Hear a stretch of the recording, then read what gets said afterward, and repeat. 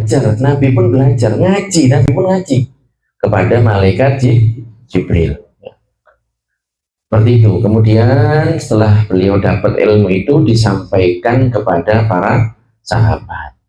Para sahabat yang mendengarkan langsung dari baginda Rasulullah, ya, atau dari sesama mereka, disampaikan kepada generasi setelahnya. Terus seperti itu hingga sampai kepada kita. Nah, proses seperti ini namanya disebut dengan talaqi, ya, belajar ilmu agama secara langsung, ya. Ini bukan hanya Al-Quran. Al-Quran ya harus talaqi, tapi semua ilmu agama itu kayak gitu. Ilmu fikih, ilmu tajwid, ilmu akidah, apalagi ilmu akhlak, hadis, ya, tafsir Al-Quran, semuanya seperti itu, harus dipelajari dengan metodologi yang namanya dalam Islam disebut dengan talaqi, yaitu belajar langsung kepada sumber yang terpercaya, kepada seorang yang alim, kepada orang yang thiqah, orang yang terpercaya, nah, kepada orang yang punya sanad. Pernah dengar nggak ibu-ibu istilah sanad? Sanad ini adalah jalur periwayatan.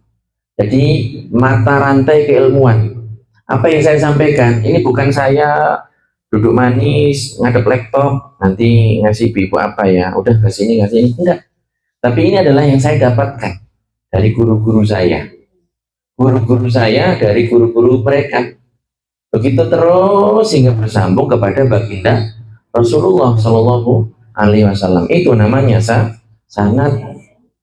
Namanya sanad. Jadi Rasul belajar dari malaikat Jibril.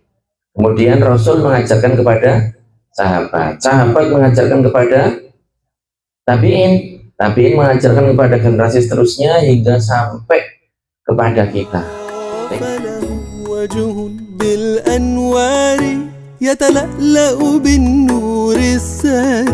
ذو تدوير ما أحلاه أنعم بجمال المختار لو وضع الورد على الخد لازداد جمالا بالخد أبيض بالحمرة مزدان بالمسك يفوح وبالند هذا جمال حبيبي ورحمة الله وبركاته. Alhamdulillahirabbil alamin. Wassalatu wassalamu ala sayyidina Muhammadin thahal amin wa ala alihi wa ashabihi thayyibin at-tahirin. Allahumma la sahla illa ma ja'altahu sahla wa anta ya hayyu ya qayyum taj'alul hazna idza syi'ta sahla. Allahumma rzuqna al-ikhlasa fil qawli wal amali wan niyyah. Ibu-ibu jamaah Masjid Al-Ikhlas nih, Al-Hikmah. Sudah lama tidak ketemu. Ibu-ibu jamaah Masjid Al-Hikmah yang dirahmati oleh Allah Subhanahu wa taala. Alhamdulillah kita kembali dipertemukan oleh Allah Subhanahu wa taala di bulan yang penuh berkah ini, yaitu bulan Syawal. Setelah kemarin kita melaksanakan rangkaian ibadah di bulan Ramadan, menyelesaikan segala urusan terkait dengan Sang Pencipta kita, Allah Subhanahu wa taala. Kurang lengkap rasanya kalau di bulan Syawal ini kita tidak menuntaskan urusan kita dengan sesama manusia. Mumpung di bulan Syawal, ya, saya mengucapkan taqabbalallahu minna wa minkum shalihal a'mal kullu amin wa antum bi khair. Ya, mohon maaf lahir dan batin, mudah-mudahan kita termasuk golongan yang dijadikan oleh Allah Subhanahu wa taala sebagai orang-orang yang mendapatkan kemenangan dari Allah Subhanahu wa taala. Mengawali kajian di sore hari ini, saya ingin menyebutkan sebuah hadis, ya, yang diriwayatkan oleh Imam Ibnu Hibban. Namun seperti biasa, mari kita hadirkan dalam hati kita niat mencari ridho Allah Subhanahu wa taala, duduk manis di sini dalam rangka mendengarkan serta mengikuti kajian ilmu agama.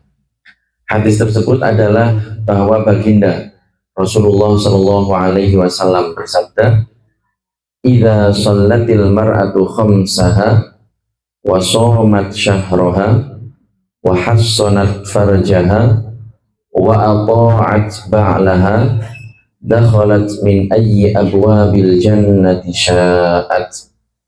Jadi ini adalah kunci atau tips masuk surga dari pintu manapun yang dikehendaki. Surga ini adalah tempat yang diciptakan oleh Allah Subhanahu wa taala yang dipenuhi dengan berbagai macam kenikmatan. Kenikmatan-kenikmatan yang dalam hadis yang lain itu disebutkan tidak ada mata yang pernah mendapati kenikmatan tersebut. Tidak ada telinga yang pernah mendengarkan kenikmatan tersebut. Bahkan kenikmatan itu tidak terlintas di hati manusia. Jadi kenikmatan-kenikmatan yang luar biasa. Ya. Dan pintu-pintu surga itu dijadikan oleh Allah Subhanahu wa taala dalam jumlah yang sangat banyak. Ya. Suatu kemuliaan kalau seandainya kita ini masuk surga dan kita masuk melalui pintu yang kita kehendaki. Panjenengan misalnya nih, kalau seandainya punya budget banyak begitu, ya kan, mau tinggal di hotel, ya kan tinggal pilih kan, hotel bintang 5 dengan gaya klasik modern atau dengan gaya-gaya Arab, gaya-gaya Eropa, kan seneng kan?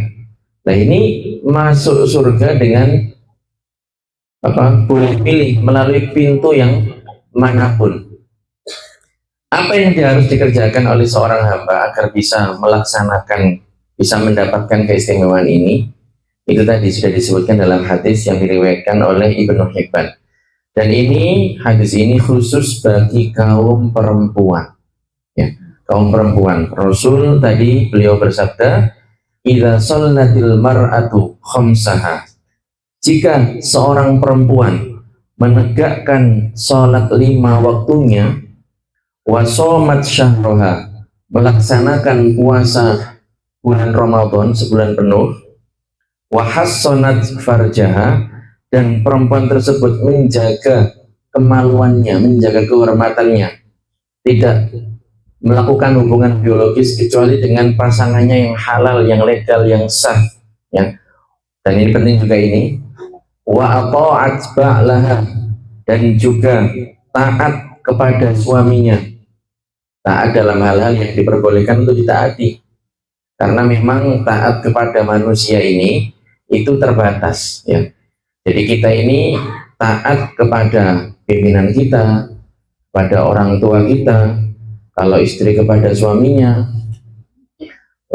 mungkin karyawan kepada bosnya atau majikannya, itu hanya boleh ditaati kepada perkara-perkara yang bukan perbuatan maksiat. Dalam hadis disebutkan, la ta'ata li makhluqin fi ma'siyatil khaliq.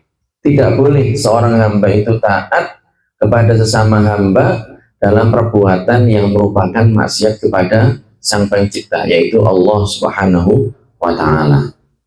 Jadi seorang istri taat kepada suaminya dalam perkara-perkara yang boleh diminta untuk bikin kopi misalnya dengan request tertentu, gulanya sedikit atau banyak atau tanpa gula.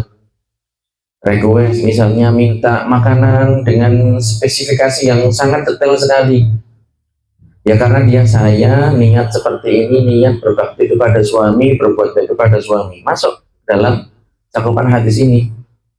Apa yang akan dia dapatkan? Rasul menyebutkan, dakhalat min ayyi abwabil jannati sya'at. Maka perempuan ini akan masuk surga melalui pintu manapun yang dia mau, yang dia kehendaki. Nah, ini luar biasa sekali, ya. Berarti ya gampang sebenarnya. Masuk surga itu adalah sesuatu yang tidak sulit, sesuatu yang mudah bagi orang-orang yang dimudahkan jalannya oleh Allah Subhanahu wa taala. Dan alhamdulillah kita indikasinya mengarah ke situ. Dalam hadis itu disebutkan man salaka tariqan yaltamisu fihi ilman sahalallahu lahu bihi tariqan ilal jannah. Barang siapa menapaki jalan, menempuh sebuah jalur, tujuannya ngapain? Yaltamisu fihi ilman, tujuannya adalah ngaji, menuntut ilmu agama, tafaqquh fiddin. Dan saya yakin kita semuanya dari rumah kita masing-masing kan begitu nggih, niatnya nggih, tafaqquh fiddin, menuntut ilmu agama, ngaji, kumpul-kumpul dalam kebaikan majelis taklim. Bukan tujuannya untuk menggosip. Sama ngerti nggak ibu iki loh, jadi ini ramah mbak bojone jaluk pegatan. Bukan untuk mengklarifikasi dan kumpul dengan para penggosip ya, satunya yang bawa berita, satunya kelompok pendengar. Bukan untuk itu, tapi kita tujuannya adalah yaltamisu fihi ilman, tafaqquh fiddin, mencari ilmu agama.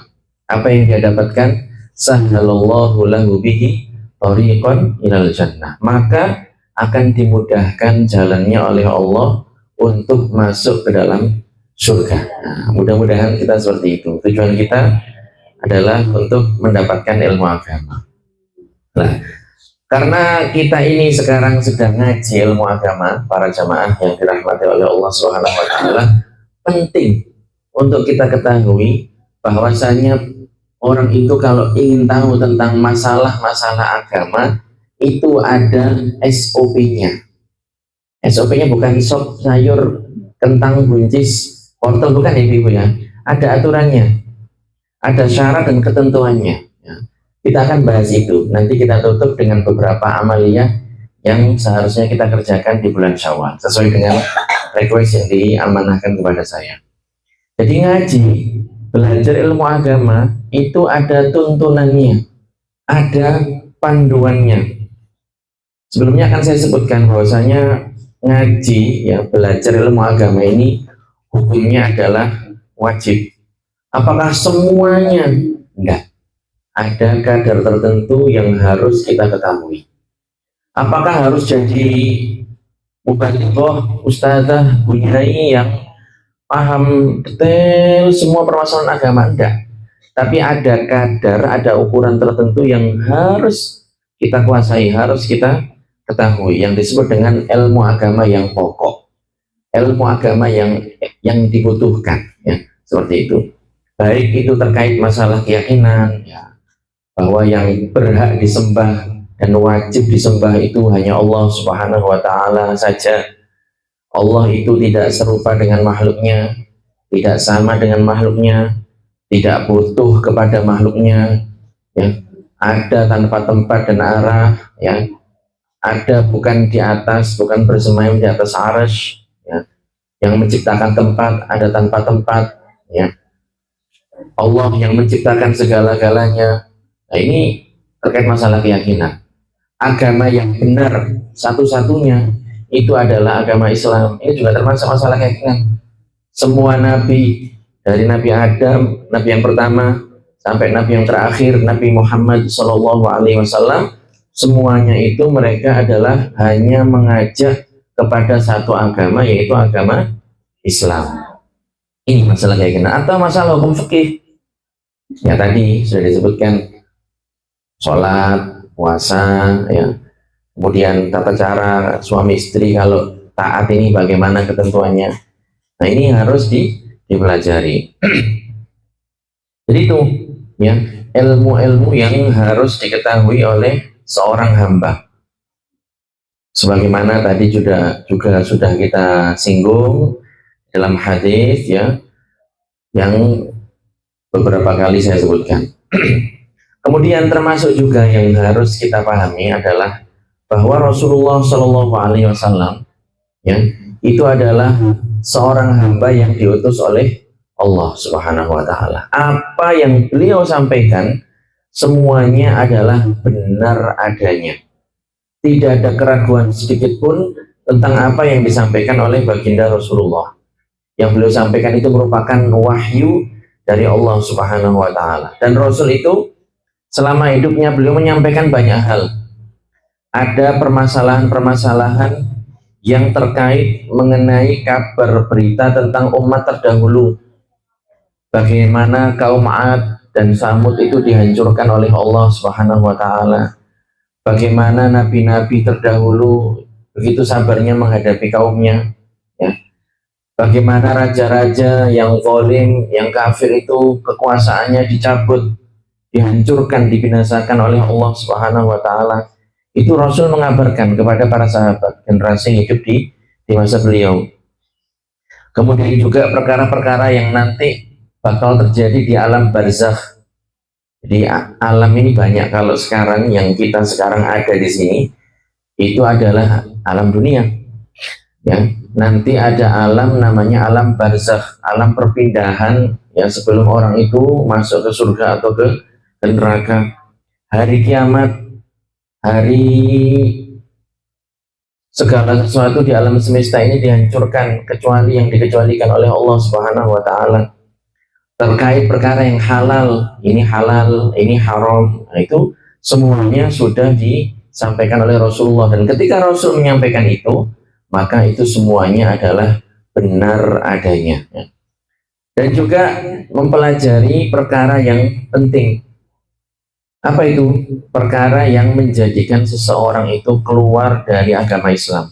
Kalau seorang itu sudah beriman, sudah Islam, maka dia harus tahu perkara-perkara apa saja yang menjadikan seseorang itu keluar dari Islam, dari iman. Imannya dicabut oleh Allah Subhanahu wa Ta'ala. Sehingga statusnya ini yang asalnya muslim menjadi murtad. Nah, ini harus tahu ini. Harus tahu. Orang harus tahu bahwasanya banyak apapun musibah yang dia dapatkan, ya, musibahnya banyak, bertubi-tubi, ya, berganti-ganti, habis musibah kena musibah lagi, maka yang harus dilakukan adalah bersabar. Tidak boleh dia protes kepada Allah Subhanahu wa Ta'ala, apalagi mengata-ngatai Allah dengan sebutan Allah tidak adil. Ini termasuk perkara yang menjadikan seseorang itu keluar dari agama Islam. Jadi keluar dari agama Islam itu para jamaah bukan hanya seseorang pindah agama saja, yaitu ya itu jelas. Tapi ada juga perkara-perkara lain, baik itu perkataan, perbuatan, atau bahkan keyakinan yang menjadikan seseorang itu keluar dari agama Islam. Masalah fikih, bersuci, wudhu yang benar seperti apa, bagian muka ini mana saja yang harus dibasuh. Itu yang dicontohkan oleh baginda Rasulullah. Rasul itu bukan beliau mikir begitu kemudian jelaskan kepada umat, oh ada ibadah namanya sholat. Enggak. Bukan beliau itu termenung begitu kemudian beliau bilang kepada umatnya, oh ada ibadah yang namanya puasa. Enggak. Tapi semua yang beliau ajarkan itu beliau dapatkan, beliau peroleh, beliau pelajari dari malaikat Jibril, Ruhul Qudus, ya. Jadi belajar, Nabi pun belajar, ngaji, Nabi pun ngaji kepada malaikat Jibril. Seperti itu. Kemudian setelah beliau dapat ilmu itu disampaikan kepada para sahabat. Para sahabat yang mendengarkan langsung dari baginda Rasulullah, ya, atau dari sesama mereka, disampaikan kepada generasi setelahnya. Terus seperti itu hingga sampai kepada kita. Nah, proses seperti ini namanya disebut dengan talaqi, ya, belajar ilmu agama secara langsung, ya. Ini bukan hanya Al-Quran. Al-Quran ya harus talaqi, tapi semua ilmu agama itu kayak gitu. Ilmu fikih, ilmu tajwid, ilmu akidah, apalagi ilmu akhlak, hadis, ya, tafsir Al-Quran, semuanya seperti itu harus dipelajari dengan metodologi yang namanya dalam Islam disebut dengan talaqi, yaitu belajar langsung kepada sumber yang terpercaya, kepada seorang yang alim, kepada orang yang thiqah, orang yang terpercaya. Nah, kepada orang yang punya sanad. Pernah dengar nggak ibu-ibu nggak istilah sanad? Sanad ini adalah jalur periwayatan. Jadi mata rantai keilmuan. Apa yang saya sampaikan ini bukan saya duduk manis ngadep laptop nanti ngasih ibu apa ya udah ke sini ngasih ini enggak. Tapi ini adalah yang saya dapatkan dari guru-guru saya. Guru-guru saya dari guru-guru mereka. Begitu terus hingga bersambung kepada baginda Rasulullah Shallallahu Alaihi Wasallam. Itu namanya sanad. Namanya sanad. Jadi Rasul belajar dari malaikat Jibril. Kemudian Rasul mengajarkan kepada sahabat. Sahabat mengajarkan kepada tabiin. Tabiin mengajarkan kepada generasi seterusnya hingga sampai kepada kita. Nah ini jangan sampai dilupakan ini. Ini namanya sanad. Oleh karenanya hak kita kalau seandainya panjenengan mendengar orang ceramah, ya, kemudian panjenengan tanya, Ustadz itu sumbernya dari mana? Hadis nomor berapa? Hadis riwayat siapa? Ulama mana yang menyebutkan itu? Di kitab apa? Oh itu hak kita itu. Dan panjenengan harus ya memastikan informasi yang panjenengan terima terkait urusan agama ini adalah benar. Jadi jangan diterima begitu saja, harus dikait-kaitkan. Maksudnya hari ini menyampaikan ini, minggu depan menyampaikan ini. Kok ini ada kontradiksi, ada tabrakan, kok mincela-minceli, kemarin tahu sekarang tempe. Nah, harus dikoreksi nih. Makanya ngaji itu harus fokus. Jangan ngaji pokoknya lungguh manis dapat berkah. Kemudian ya seneng-seneng apa pamer-pamer outfit, ya pamer sopo sing minyak wanginya baunya paling ngejreng. Bukan itu ibu ya, insya Allah tidak ada yang seperti itu. Sopo siapa yang kerudungnya atau bajunya paling kinclong paling wow. Ya, kalau Ramadan atau hari raya tahun kemarin itu shimmer, sekarang apa yang lagi ngetren ya, atau siapa yang menjadi panutan ini nanti biar ditiru sama ibu-ibu. Bukan itu tujuannya nih. Jadi itu pentingnya sanad. Dan ini keistimewaan umatnya Nabi Muhammad SAW.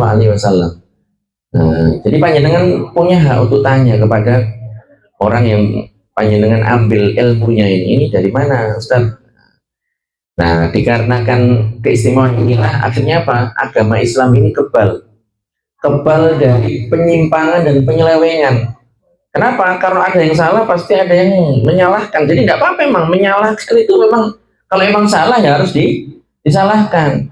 Jadi jangan tidak benar ini beredar di masyarakat. Sudahlah kita itu jangan menyalah-nyalahkan, jangan saling menyalahkan. Ya ini nggak mutlak kayak gitulah. Kalau orang memang salah masa nggak boleh disalahkan? Ya kita kembali kepada dalil. Pada dalil. Misalnya panjenengan dua orang mau ke tempat yang sama. Gitu kan, kemudian ini di pertengahan jalan masih kompak, di persimpangan beda versi, iki menggok nganan iki, lo enggak menggok ngiri iki. Lah kan nanti kan pengen sampai ke tujuan gitu betul. Lah makanya di sini kilo entar Google Map iki. Nah, ini dalil. Walaupun kadang Google Map ini juga menyesatkan ya para jamaah. Makanya untuk memastikan lagi tanya kepada orang sekitar. Ya, kita tanya warga saja. Ini kalau mau ke jalan Mawar Merah nomor 22 ini di mana? Kan tanya dulu. Tapi alhamdulillah. Atau kalau nggak gitu lihat rambu-rambu isyarat ini. Kan tinggal baca kalau di sini. Alhamdulillah ya, ini kan komplek mawar-mawar ini, mawar merah, mawar putih, mawar hijau. Kan tinggal lihat. Oh itu loh ada pelangnya itu mawar merah. Nah seperti ini dalil ini. Sama dalam ilmu agama juga seperti itu. Oleh karenanya seorang ulama ya yaitu Imam Ibnu Sirin beliau mengatakan ya beliau menyebutkan statement yang sangat penting sekali, inna hadzal ilma dinun fanzuru amman ta'khuduna dinakum. Kita ini ibu kalau ngaji belajar ilmu agama itu harus lihat ini siapa gurunya, alumni mana. Ini beneran Ustadz apa Ustadz abal-abal ini? Ilmu yang disampaikan ini bisa dipertanggungjawabkan apa asal bunyi. Kalau ditanya ini ngomongnya ngawur, ngelantur, apa teratur dan memang terstruktur, ya harus dicek, dicek, karena ini untuk keselamatan akhirat kita. Jadi inna hadzal ilma dinun fanzuru amman ta'khuduna dinakum. Jadi ini adalah ilmu agama yang kalian ambil ini, maka perhatikanlah dari siapa kalian mengambil ilmu agama. Kita ini kalau mau nanya saja dalam urusan duniawi, tanya kepada yang ahli kan. Nah, dalam urusan agama juga sama seperti itu. Kemudian ada juga perkataan ulama yang menyebutkan al-isnadu minaddin laulal isnadu laqala man syaa ma syaa. Isnad atau sanad itu bagian dari ilmu agama. Kalau bukan dikarenakan sanad, orang itu akan ngomong seenaknya.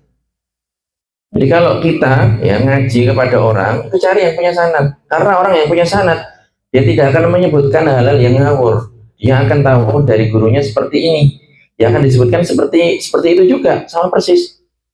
Tidak menambah-nambahi, mengurangi, modifikasi dan seterusnya. Yang itu malah merusak makna, melencengkan makna, membelokkan makna dan seterusnya. Tidak seperti itu. Nah, dan dari sini dibedakan antara orang yang memang benar-benar ahli ilmu agama dengan orang yang sekedar pandai berbicara. Kalau orang yang sekedar pandai berbicara, ya dia ngomongnya ngawur, asal bunyi, pokoknya ngomong, pokoknya enak, pokoknya ngomongnya itu oh, orang jadi tertarik gitu kan, kayak tukang jamu begitu. Nah, itu penting itu. Ilmu agama diambil dari sumber yang terpercaya, dari mulutnya para ulama. La yukhadzul ilmu illa min afwahil ulama. Ilmu agama itu tidak diambil kecuali dari lisan-lisan para ulama ya. Jadi itu cara ngaji kita seperti itu. Bukan tadi ya, bukan sekedar mutalaah, bukan sekedar apa googling di internet, tapi harus ngaji ya, talaki, sistemnya talaki. Kita paham pentingnya sanad dari orang yang kompeten, yang terpercaya ya. Karena kita sekarang ini di bulan Syawal ya, para jamaah yang dirahmati oleh Allah Subhanahu wa taala ya, penting untuk kita ketahui beberapa amalan yang bisa dikerjakan di bulan Syawal ya. Saya akan sebutkan beberapa ya. Di antaranya adalah melaksanakan puasa 6 hari di bulan Syawal. Dalam hadis yang diriwayatkan oleh Imam Muslim, Rasul Shallallahu Alaihi Wasallam bersabda, "Man shoma Ramadan wa atba'a sittan min Syawal kana kasiyamid dahr." Jadi barang siapa yang melaksanakan puasa bulan Ramadan, jadi sebulan penuh dilaksanakan puasa itu, kemudian menyertainya dengan 6 hari di bulan Syawal, maka seakan-akan dia melaksanakan puasa selama setahun penuh. Jadi puasa setahun full, Ibu. Ini gimana Ustaz? Teknis pelaksanaannya? Apakah harus tanggal 2 Syawal mulainya? Jawabannya adalah tidak. Tidak harus. Karena biasanya kalau tanggal 2, tanggal 3 ini, waduh, opornya masih banyak ini. Makanannya ini masih banyak ini ya. Kalau semuanya puasa, saya pengen makan. Tidak harus. Apakah harus nyambung Ustaz? 2, 3, 4, 5, 6, 7? Enggak. Tergantung. Kalau misalnya hari ini sepi, nggak kunjung, ya sudah puasa. Besok kunjung ke rumahnya Bu Fulan, Bu Haja Fulana, ya biasanya ini jamuannya ini wow begitu. Emang kalau puasa misalnya, udahlah besok libur gitu. Boleh selang-seling. Boleh juga diletakkan di hari Senin dan Kamis, monggo. Pokoknya 6 hari di bulan Syawal. Ini jadi tidak harus ibu. Ya kalau panjenengan kuat, nih udahlah, mumpung suasananya ini masih puasa, let sedino tok poso 1 Syawal ya, hari raya, langsung poso, gas tancap. Gaspol tanggal 2, tanggal 3 sampai tanggal 7, setelahnya riyo kupatan. Monggo silahkan, boleh juga seperti itu. Ya ini pahalanya apa? Seperti melaksanakan puasa setahun penuh. Nah sekarang ini kita tanggal 22 nih. tanggal 22 April ya, ya masih ada waktu ibu-ibu, ada seminggu ini ngepres ya, besok puasa, besok lagi puasa, masih ada 6 hari. Jadi yang kemarin belum puasa ya, karena memang setiap hari banyak makanan atau karena yang lain nggak tahu, itu terserah ya. Monggo kita laksanakan puasa 6 hari di bulan Syawal, pahalanya seperti melaksanakan puasa selama setahun itu. Kemudian ada riwayat lain ini ibu, dan ini diamalkan juga oleh orang-orang kita ya. Diriwayatkan bahwasanya baginda Rasulullah Shallallahu Alaihi Wasallam ini melaksanakan pernikahan dengan Sayyidah Aisyah radhiyallahu anha itu pada bulan Syawal. Makanya mungkin sebagian ibu-ibu yang WA-nya saya simpan, kan saya share itu kan, bulan Syawal ini musimnya, musim kawin ini, musim menikah. Di bulan Syawal ya, monggo. Mohon maaf ya, mungkin ibu-ibu yang randa-randa begitu, ketemu dengan duda-duda keren, duda keren misalnya, yang siap untuk menyambung kehidupan, mengantarkan ke pintu surga, monggo. Saya senang kalau diundang ibu-ibu gitu ya. Jadi di bulan Syawal, monggo. Kemudian ini juga penting. Ada, saya tutup dengan sebuah hadis nih para jamaah ya, hadis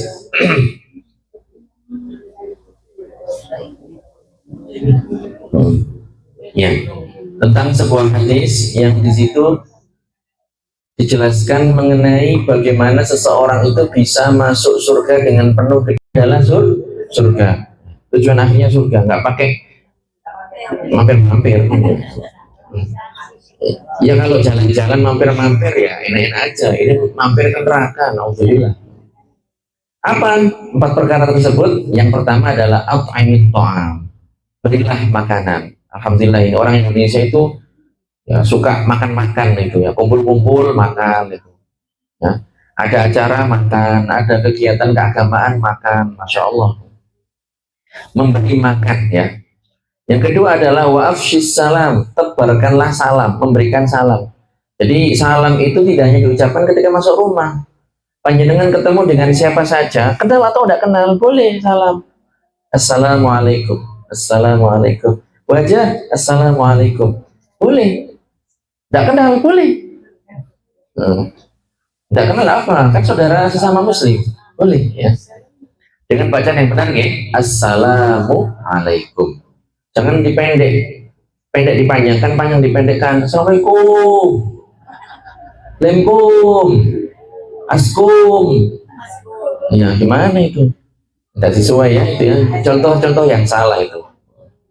Jadi assalamualaikum, assalamualaikum, assalamualaikum. Itu kayak gitu yang benar itu. Walaupun mungkin orang Probolinggo ini ada logat-logat Maduranya itu. Assalamualaikum misalnya. Ini ya kalau Arab ya bacanya panjang, ada panjang pendeknya, harus disesuaikan. Itu yang kedua. Yang ketiga, wasilil arham, wasilil arham. Jadi sambunglah silaturahmi, kerabat-kerabat kita disambung ya, setahun sekali masa tidak dikunjungi gitu. Kalau memang nggak sempat kunjung karena faktor U, tahu ibu faktor U apa? Usia dan uang. Faktor usia karena sudah S3 sangat sepuh sekali, atau karena memang ya ini keuangan sedang tidak baik-baik saja ya paling nggak kan ngechat, SMS ya, video call, zaman sudah maju nih, itu minimalnya itu. Jadi menyambung silaturahim ya, kalau bisa berkunjung gitu, kalau bisa bantu ya. Kemudian yang keempat adalah wakum billaili wan nasuniyam, kerjakanlah sholat malam di saat orang-orang itu sedang enak-enaknya ngorok. Jadi kalau Ramadan kemarin ya, sudah terbiasa tarawih, qiyamul lail, terbiasa sholat malam ya, ini kita istiqomahkan. Di antara indikasi bahwa ibadah seseorang itu diterima oleh Allah Subhanahu wa Ta'ala adalah dia semakin baik halnya, kondisinya itu istiqomah ya, auratnya selalu dijaga, ya lisannya tambah baik begitu. Bukan sekarang ada istilah mode kuli gitu, kembali ke mode awal. Jadi kalau Ramadan begitu, masya Allah, religi begitu ya religi. Tapi kalau sudah Ramadan, oh naudzubillah, roh halus, kayak iblis, kayak setan, naudzubillah gitu. Jadi hati-hati nih. Jadi kita istiqomahkan sholat malam kita ya. Orang-orang sedang dalam kondisi tidur, mereka mimpi, kita bermunajat kepada Allah, minta supaya diberikan yang terbaik oleh Allah Subhanahu wa taala, maka akan mendapatkan ganjaran berupa masuk surga dengan keselamatan, dengan kedamaian ya.